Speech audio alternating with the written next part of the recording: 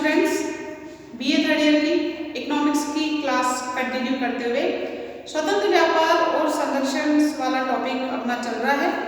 संरक्षण की विधियां पिछली क्लास में इंडेक्स बनाई, अपन ने तालिका बनाई थी, जिसके अंतर्गत आयात प्रशुल्क विधि, कोटा प्रणाली, लाइसेंस प्रणाली, इसके अलावा और भी बहुत सारी विधियां थी जिनका विस्तृत विवेचन आज करेंगे। फर्स्ट आपका आयात प्रशुल्क विधि है जो कि कंटिन्यू रहेगी। सबसे पहले संरक्षण की विधियां हेडिंग डालते हैं।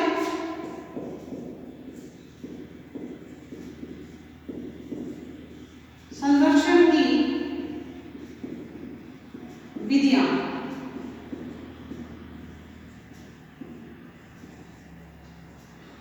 फर्स्ट आयात प्रशुल्क विधि। ये विधि सबसे प्राचीन और प्रचलित विधि के अंतर्गत मानी जाती है। मैंने आपको पेंगुइन शब्दकोश के अनुसार जो परिभाषा बताई थी, जिसमें अपने देश की वस्तुओं को संरक्षण प्रदान करने के लिए बाहरी वस्तुओं पर प्रशुल्क लगाकर और कोटा निर्धारित करके जो भी नीति बनाई जाती है वो संरक्षण की नीति कहलाती है। उसके अंतर्गत मैंने आपको बताया था कि प्रशुल्क क्या होता है। तो ये विधि जो होती है अपने उद्योगों को संरक्षण प्रदान करने के लिए, ये विधि सबसे प्राचीन और सबसे प्रचलित विधि मानी जाती है। इसके अंतर्गत क्या होता है, सरकार के द्वारा एक प्रशुल्क सारणी बना ली जाती है, यानी टैक्सेस की एक इंडेक्स बना ली जाती है और वस्तु के अकॉर्डिंग उस पर अलग अलग टैक्सेस लगाए जाते हैं। जो कि मैंने आपको पिछली क्लास में ये भी बताया था कि जीएसटी में 4 टैक्सेस का रेशो है, 0%, 5%, 12% या 12.5% और एक 18%। तो जिस प्रकार की वस्तु होगी उसी प्रकार के टैक्सेस लगाए जाते हैं। तो वस्तु की मात्रा के अनुसार जो कर लगाया जाता है कि जितनी वस्तु की मात्रा है उसके अकॉर्डिंग वस्तु की टैक्स की जो दर होती है उसको उसे मल्टीप्लाई करके जो है उसका रेशो निकाल लिया जाता है। तो मात्रा के अनुसार जो टैक्स लगाया जाता है वो आपका परिमाणात्मक कर कहलाता है या मात्रात्मक शुल्क कहलाता है, और जो वस्तु की कीमत के अनुसार जो कर लगाया जाता है वो आपका मूल्यानुसार कर कहलाता है। ये कभी कभी छोटे क्वेश्चन के रूप में पूछ लिया जाता है कि मूल्यानुसार कर किसे कहते हैं। तो जितनी वस्तु की कीमत होगी उसके अकॉर्डिंग जो टैक्स लगाया जाएगा वो आपका मूल्यानुसार कर के अंतर्गत आता है। इस प्रकार स्वतंत्र संरक्षण में ये जो विधियां अपन कर रहे हैं, इन विधियों में अलग अलग प्रकार से संरक्षण प्रदान किया जाता है हमारे देश के उद्योग धंधों को, ताकि हमारे देश के उद्योग धंधे विकसित हो सकें और एक समय के बाद उन्हें संरक्षण से हटा दिया जाता है। तो प्रशुल्क लगाकर जो है संरक्षण प्रदान किया जाता है। नेक्स्ट बात करते हैं अपन आयात कोटा विधि। आयात कोटा विधि ये भी संरक्षण की मुख्य विधि मानी जाती है, प्रमुख विधि मानी जाती है। क्यों? क्योंकि कोटा प्रणाली और आयात प्रशुल्क लगाकर वस्तुओं को जो है संरक्षण प्रदान किया जाता है। इस प्रकार ये विधि सर्वोत्तम या मुख्य मानी जाती है। इसके अंतर्गत क्या होता है, सरकार के अनुसार एक कोटा फिक्स किया जाता है, एक मात्रा फिक्स की जाती है, उसके अकॉर्डिंग ही वस्तु की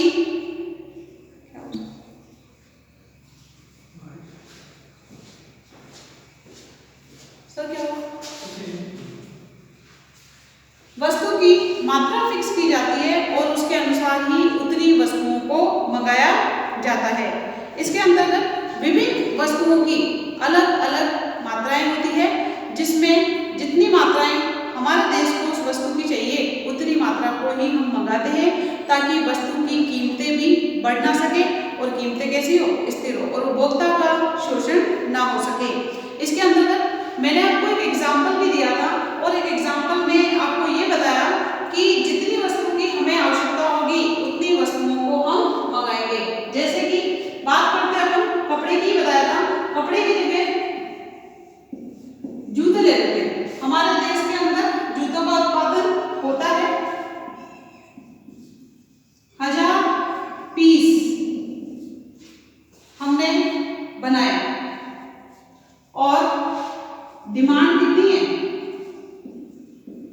डिमांड है 2000 पीस की।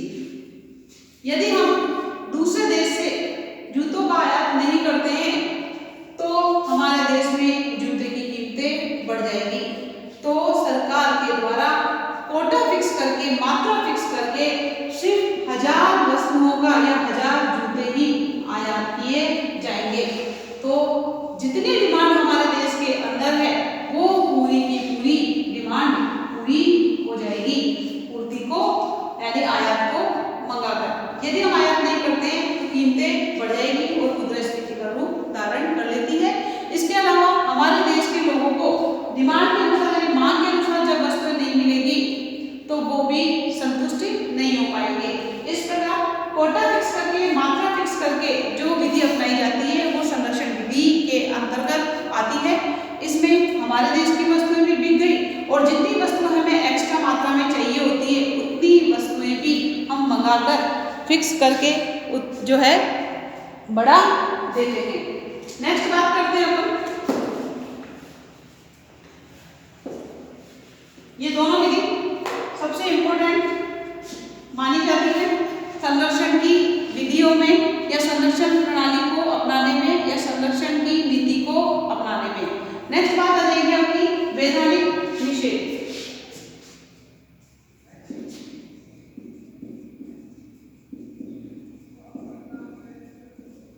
वैधानिक निषेध,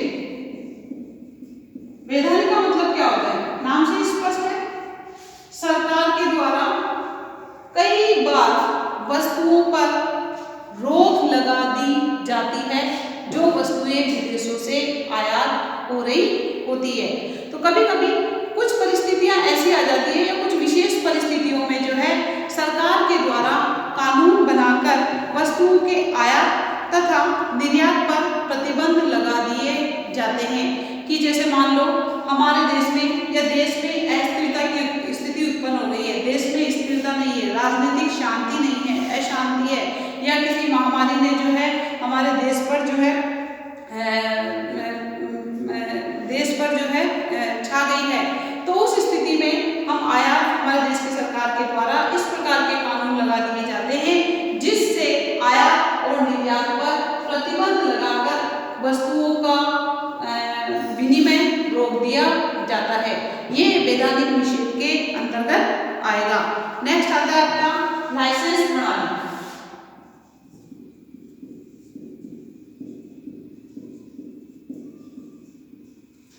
लाइसेंस प्रणाली, लाइसेंस जो कि सरकार के द्वारा उन उद्योगों को दिया जाता है, कहने का मतलब जिन उद्योगों को सरकार के द्वारा लाइसेंस प्रदान किया जाता है वो उद्योग ही वस्तुओं का आयात और निर्यात कर सकते हैं। इसके अंतर्गत क्या होता है कि विदेशी वस्तुएं जब हमारे देश के अंदर आ रही है और हमारे देश की वस्तुएं जब विदेशों में जा रही है तो हर कोई व्यक्ति उन वस्तुओं का आयात और निर्यात नहीं कर सकता है। उन उद्योगों को विशेष लाइसेंस दिए जाते हैं सरकार के द्वारा और उसी के अंतर्गत जो है आयात निर्यात किया जाता है। इससे मेन मकसद सरकार का ये होता है कि सरकार को ये पता रहता है कि हमारे देश की कितनी वस्तुएं निर्यात हो रही है और कितनी वस्तुएं आयात हो रही है। यदि हमारा व्यापार घाटा माइनस में जा रहा होता है, यानी कि ऋणात्मक जा रहा होता है, उस समय सरकार आयात को कम कर निर्यात को बढ़ाने की कोशिश करती है ताकि हमारा व्यापार पक्ष में चला जाए। क्योंकि कोई भी देश जब व्यापार करता है तो उसका उद्देश्य लाभ कमाना या जो है धनात्मक करना होता है, ना कि ऋणात्मक करना। लाइसेंस प्रणाली के द्वारा मेन सिर्फ सरकार का यही उद्देश्य रहता है कि सरकार जो भी लेन देन हो रहे हैं, जो भी विनिमय हो रहे हैं, जो भी आयात निर्यात हो रहे हैं उस पर उसकी निगरानी रहे, उस पर उसकी नजर रहे।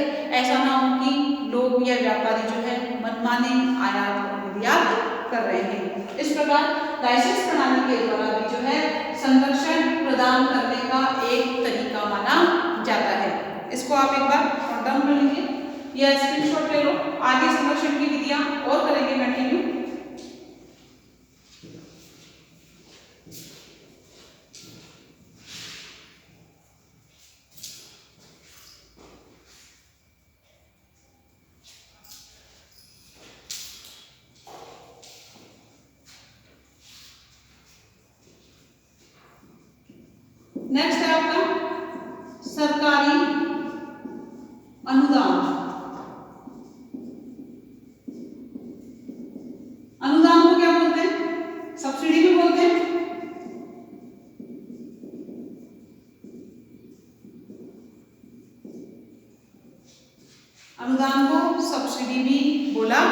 जाता है। किसी विशेष उद्योग जो कि शिशु उद्योग है या नवजात उद्योग है, जिसने अभी अभी अपने उद्योग को शुरुआत की है, उस समय स्टार्टिंग में जब कोई भी उद्योग शुरू किया जाता है उसको शुरू में ही लाभ नहीं मिलता है। क्यों? क्योंकि उस समय उसकी वस्तुएं इतनी अच्छी क्वालिटी की भी नहीं होती है, हो सकता है उसकी मांग भी वस्तु की उतनी नहीं हो जितनी होनी चाहिए। तो कुछ ऐसे विशेष उद्योग होते हैं, उनको सरकार को शुरू में जो है सरकारी अनुदान देना पड़ता है, सब्सिडी देनी पड़ती है। सरकार का ये उद्देश्य रहता है अनुदान देने या सब्सिडी देने के पीछे कि वो उद्योग अपनी लागत को कम कर सके, और लागत जब कम होगी तभी कीमत कम होगी, और जब कीमत कम होगी तभी वो वस्तु मार्केट में बिक पाएगी। तो ये भी एक संरक्षण प्रदान करने का एक तरीका माना जाता है। और विदेशी वस्तुओं या विदेशी टेक्नोलॉजी से प्रतिस्पर्धा करने के लिए कई बार सरकार अनुदान देकर, सब्सिडी देकर उस वस्तु को विदेशी वस्तु के समकक्ष लाने की या समान लाने की भी कोशिश करती है। इसके अलावा हमारे देश के आंतरिक यानी हमारे देश के और अंतर्राष्ट्रीय बाजार यानी कि विदेशी बाजार जो है, उन दोनों में हमारे देश की वस्तु का प्रतिस्पर्धा में वो वस्तु टिक सके, इसके कारण भी सरकार के द्वारा उन विशेष उद्योगों को सब्सिडी प्रदान की जाती है। नेक्स्ट बात करते हैं अपन भेदमूलक परिवहन दरें।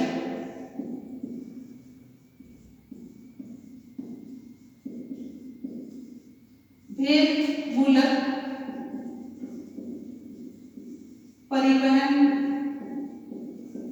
दरें। भेदमूलक का मतलब क्या होता है? अलग अलग दर का लगना भेदमूलक परिवहन दरों के अंतर्गत आता है। संरक्षण की इस विधि में कभी कभी सरकार जो है विदेशों से आई वस्तुओं पर, जो विदेशी वस्तुएं हमारे देश के अंदर आ रही है, जो विदेशी वस्तुएं हमारे देश के अंदर आयात हो रही है, उन वस्तुओं पर अलग अलग प्रकार की परिवहन दरें लगाकर वस्तु की कीमत को बढ़ाने की कोशिश करती है, ताकि वो आयातित वस्तु हमारे देश के अंदर आकर महंगी हो जाए, और जब महंगी हो जाएगी तो वो वस्तु बिक नहीं पाएगी और उस वस्तु की मांग अपने आप ही कम हो जाती है और हमारे देश की वस्तु बिकने लग जाती है। तो इस प्रकार भेदमूलक परिवहन दरें लगाकर भी संरक्षण प्रदान किया जाता है उद्योगों को। नेक्स्ट बात करते हैं अपन विदेशी माल का बहिष्कार।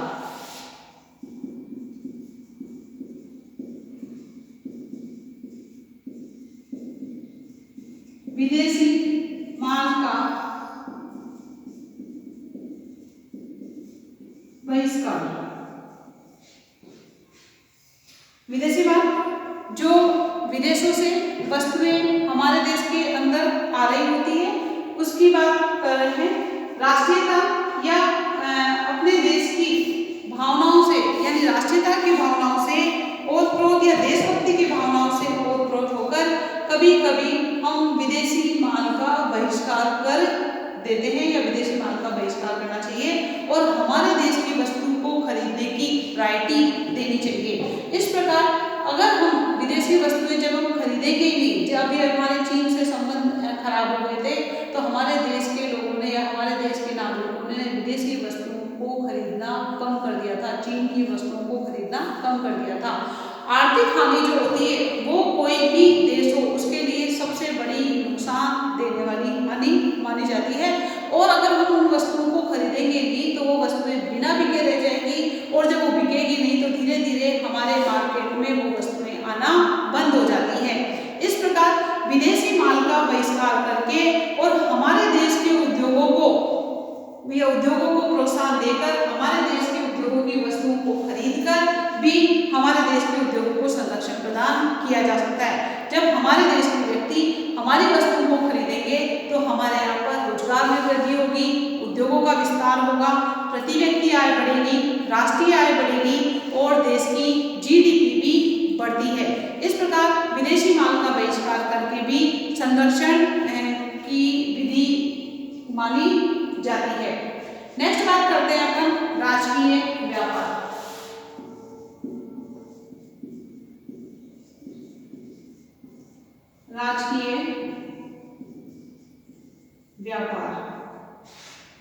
ये भी आपका संरक्षण की विधि के अंतर्गत आता है। विदेशी व्यापार के राष्ट्रीयकरण द्वारा सरकार संपूर्ण विदेशी व्यापार को जो है अपने हाथ में ले लेती है। कहने का मतलब कितना आयात करना है, कौन सी वस्तु का आयात करना है, कितनी मात्रा में आयात करना है और कितनी मात्रा में किया जाना चाहिए। वास्तव में ये सारे लेन देन जब सरकार के हाथों में हो जाते हैं तो वो आपके राजकीय व्यापार के अंतर्गत आते हैं। इससे क्या होगा, सरकार जितनी मात्रा में वस्तुओं की आवश्यकता होगी, वास्तव में जितनी मात्रा में आवश्यकता होगी उतनी ही वस्तुओं का आयात किया जाएगा और सरकार के द्वारा निर्यात को बढ़ाने की कोशिश की जाती है। इससे हमारे देश के उद्योगों को संरक्षण कैसे मिलेगा कि हमें सिर्फ न्यूनतम से न्यूनतम, कम से कम वस्तुओं का आयात ही करना है। जब कम वस्तुओं का आयात होगा तो हमारे यहाँ पर उत्पादन बढ़ेगा, हमारे यहाँ पर उत्पादन बढ़ेगा तो हमारे देश के जो उद्योग धंधे हैं वो ज़्यादा विकसित होंगे, ज़्यादा डेवलप होंगे मांग के बढ़ने के कारण। क्योंकि विदेशों से जो वस्तुएं आ रही है वो कम मात्रा में आ रही है तो हमारे देश के लोगों के पास और कोई ऑप्शंस नहीं रह जाता है कि वो कौन सी वस्तु खरीदे, जिससे वो हमारे देश की वस्तु खरीदेंगे, हमारे देश के उद्योग बढ़ेंगे, रोजगार बढ़ेगा, आय बढ़ेगी, प्रति व्यक्ति आय बढ़ती है। इस प्रकार राजकीय व्यापार के अंतर्गत सरकार के ही हाथ में सारी बागडोर आ जाती है। सरकार सारा लेन देन, सरकार सारे आयात निर्यात सभी अपने हाथों में लेकर हमारे देश के उद्योग धंधों को संरक्षण प्रदान करती है। नेक्स्ट बात करते हैं अपन अवमूल्यन। कई बार छोटा क्वेश्चन पूछ लिया जाता है, अवमूल्यन किसे कहते हैं?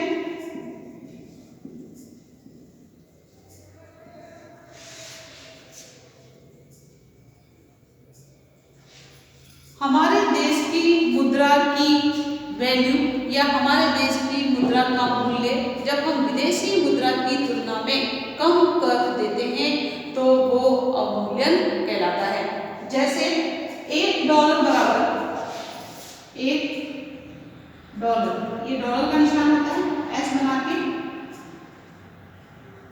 इसको ऊपर से ऐसे काट दो।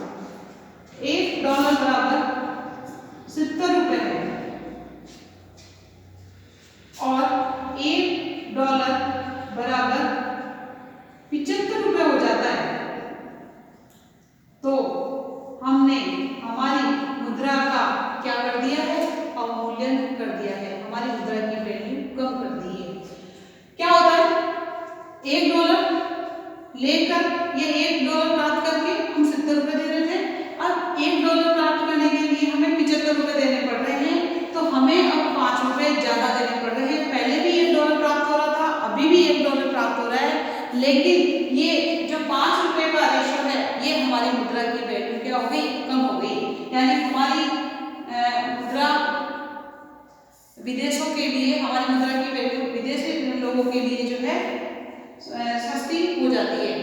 अब इससे क्या होता है, अवमूल्यन करने से क्या होता है, निर्यात तो हो जाते हैं सस्ते और आयात हो जाते हैं महंगे। निर्यात जब सस्ते हो जाते हैं, आयात जब महंगे हो जाते हैं तो निर्यात ज्यादा मात्रा में होते हैं, आयात कम मात्रा में होते हैं, जिससे हमारे देश के उद्योग धंधे पनपने लगते हैं, हमारे देश के उद्योगों का विकास होने लगता है और साथ में हमारा व्यापार जो है पक्ष में होने लगता है, स्वदेशी उद्योगों को प्रोत्साहन मिलने लगता है, हमारी वस्तु की मांग निर्यात, हमारी वस्तु की मांग विदेशों में ज्यादा होने लगती है क्योंकि हमने हमारी मुद्रा की वैल्यू को क्या कर दिया है, कम कर दिया है। तो कई बार क्या होता है, जब व्यापार घाटा माइनस में होता है, जब व्यापार आपका ऋणात्मक हो रहा है तो हमारे देश की सरकार के द्वारा अवमूल्यन की विधि को अपनाकर निर्यातों को बढ़ाकर आयातों को कम करके व्यापार को पक्ष करने के लिए या व्यापार जो है धनात्मक करने के लिए इस विधि को कभी कभी अपनाया जाता है। तो अवमूल्यन करके भी जो है हमारे उद्योग धंधों को या स्वदेशी उद्योगों को प्रोत्साहन देने के लिए यह भी एक संरक्षण की विधि के अंतर्गत आता है। इसका आप स्क्रीनशॉट ले लो।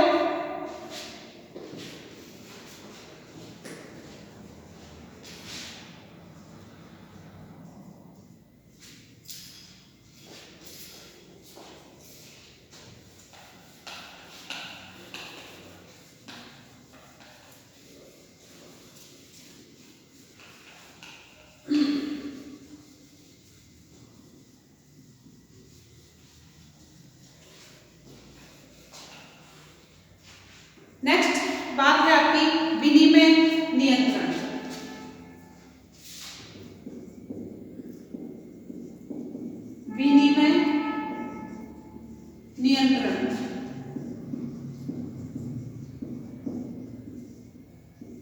विनिमय का मतलब लेन देन होता है। विनिमय नियंत्रण यानी आयात और निर्यात की मात्रा को यानी कम कर कर ही हम अपने उद्योगों को संरक्षण प्रदान कर सकते हैं। आयात कब किए जाते हैं? आयात हम जब ज्यादा करेंगे जब हमारे पास विदेशी मुद्रा ज्यादा मात्रा में प्राप्त होगी। और विदेशी मुद्रा आपको ज्यादा मात्रा में कब प्राप्त होगी? जब हमारे निर्यात ज्यादा होते हैं। तो विनिमय नियंत्रण विदेशी मुद्रा की उपलब्धि पर भी निर्भर करता है। जब कोई भी व्यापारी वस्तुओं का आयात करता है तो उस आयात के बदले उसे जो भुगतान करना पड़ेगा वो भुगतान उस देश की मुद्रा के अंतर्गत ही होता है। तो उस मूल्य को चुकाने के लिए उसे विदेशी मुद्रा प्राप्त करनी पड़ेगी।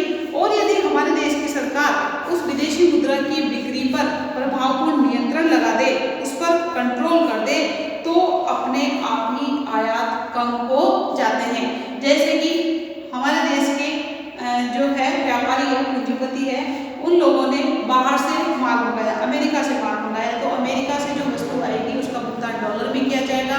रूस से जो वस्तु आएगी उसका भुगतान रूबल में किया जाएगा। तो वो जो व्यापारी है जिसने उस वस्तु को मंगाया है, जिसने उस वस्तु का आयात किया है, वो रुपए को डॉलर में कन्वर्ट कराएगा, रुपए को रूबल में कन्वर्ट कराएगा। और जब हमारे देश की सरकार विदेशी मुद्रा की जो उपलब्धि है, विदेशी मुद्रा की जो मात्रा है, उस पर उसने कंट्रोल कर दिया, उसने उस पर नियंत्रण लगा दिया, तो वो अपने रुपए को डॉलर में या रुपए को रूबल में परिवर्तित नहीं कर पाएगा। और जब परिवर्तित नहीं कर पाएगा तो ऑटोमेटिकली भुगतान नहीं होगा, भुगतान नहीं होगा तो आयात धीरे धीरे कम हो जाते हैं। इस प्रकार सरकार विनिमय नियंत्रण कर भी हमारे देश के उद्योगों को संरक्षण प्रदान करने की विधि अपनाती है। नेक्स्ट है आपका सीमा कर नियमावली।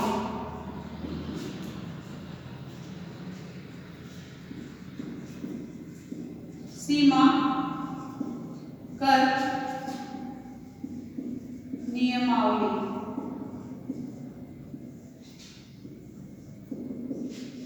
ये भी संरक्षण की विधियों के अंतर्गत आती है। कभी कभी क्या होता है, सीमा संबंधी नियम इतने कड़े और जटिल बना दिए जाते हैं कि आयात करने वाला जो देश है, वस्तुओं का जो निर्यात कर रहा है, हमारे देश का आयात दूसरे देश का निर्यात होता है। तो जब बार बार ये कठिनाइयाँ आती है, बार बार ये समस्या आती है, बहुत सारे नियम बना दिए जाते हैं किसी भी सरकार के द्वारा कि आप ये कागज दिखाओ, आपने ये फॉर्मेलिटीज पूरी नहीं की, आपने इतना टैक्सेस नहीं दिया है, या टैक्सेस को बढ़ा दिया जाता है, या लाइसेंस देखे जाते हैं। ये सब बहुत सारी जो है नियम बना दिए जाते हैं जो कि बहुत ही कठिन होते हैं, बहुत ही मुश्किल होते हैं। तो इस प्रकार अगर बार बार ये समस्याएं आती है तो कोई भी देश जो है अपने देश में वस्तुएं भेजने कम पसंद करेगा। इस प्रकार आयात सीमित हो जाते हैं। हम जिन वस्तुओं का आयात कर रहे थे, आयात प्रतिस्थापन की नीति को अपनाकर भी आयात को कम किया जा सकता है। आयात प्रतिस्थापन क्या होता है? जिन वस्तुओं को हम विदेशों से मंगा रहे होते हैं, उन वस्तुओं का उत्पादन हमारे यहाँ पर ही शुरू हो जाता है। जब हम उन वस्तुओं को यहीं पर बनाने लग जाते हैं तो जिन वस्तुएं हमारे देश में आ रही थी वो अपने आप ही स्वतः ही बंद हो जाती है, मांग ना होने के कारण। ये आपकी आयात प्रतिस्थापन कहलाती है। तो इस प्रकार सरकार अलग अलग नियम बनाती है, सरकार अलग अलग प्रतिबंध लगा देती है, सरकार जो है बहुत सारे कानून बना देती है जिससे आयात धीरे धीरे कम हो जाते हैं और हमारे देश के उद्योग धंधों को संरक्षण प्रदान हो जाता है सीमा कर नियमावली के द्वारा। ये आपकी संरक्षण की विधियां थी जो कि 10 और 11 हैं। इन 10-11 विधियां हैं जिसका अपन ने इंडेक्स के द्वारा एक एक सारा वर्णन किया है। इन सारी विधियों को देखने या इन सब विधियों को देखने के बाद ये कई बार आता है कि इनमें से सबसे अच्छी विधि या सबसे महत्वपूर्ण विधि कौन सी मानी जाती है, इसका निर्णय देना थोड़ा मुश्किल है। फिर भी अगर अपन बात करते हैं तो सबसे जो मुख्य विधि या सबसे जो मेन विधि आती है वो आपकी आयात प्रशुल्क विधि और आयात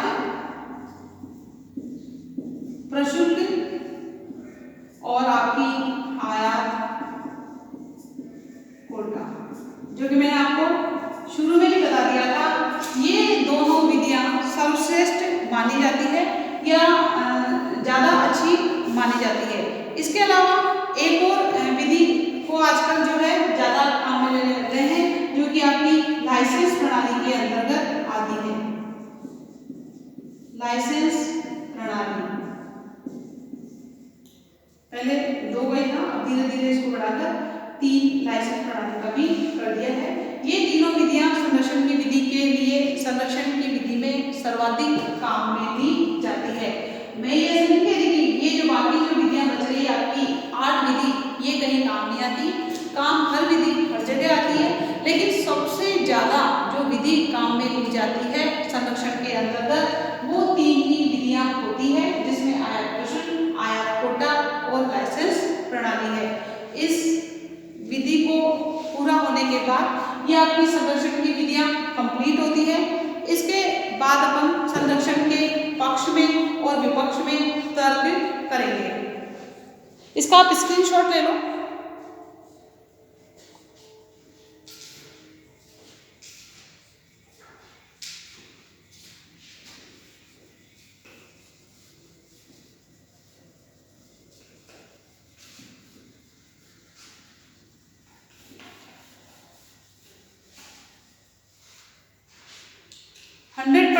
बड़ा क्वेश्चन आता है इस टॉपिक में से, स्वतंत्र व्यापार या संरक्षण के बारे में, दोनों ही टॉपिक आपको तैयार करने हैं। अगर इन टॉपिक्स में कोई आपको प्रॉब्लम है तो पूछिए मुझे। बात करते हैं अपन संरक्षण के पक्ष में तर्क। तो संरक्षण के पक्ष में तर्कों को 3 भागों में बांटा गया है। जैसे अपन ने आगे पहले भी करे थे कि अलग अलग तर्क होते हैं, उसी प्रकार इसमें भी अलग अलग तर्क बताए गए हैं। फर्स्ट है आपका जो तर्क होगा वो आर्थिक तर्क होगा, सेकंड गैर आर्थिक तर्क होगा और थर्ड होगा मिथ्या तर्क। यानी कि जो पक्ष में तर्क है, आर्थिक तर्क में तो वो आएंगे जिससे आय में वृद्धि हो रही होती है। गैर आर्थिक तर्क में बिना आय के जो फायदा मिल रहा है वो आपके गैर आर्थिक तर्कों में आएगा। और मिथ्या तर्क में आर्थिक और गैर आर्थिक के अलावा जो भी एक्स्ट्रा बच जाते हैं वो आपके मिथ्या तर्क के अंतर्गत आएंगे। तो संरक्षण के पक्ष में तर्कों को 3 भागों में बांटा गया है। इसको अपन नेक्स्ट क्लास में करेंगे।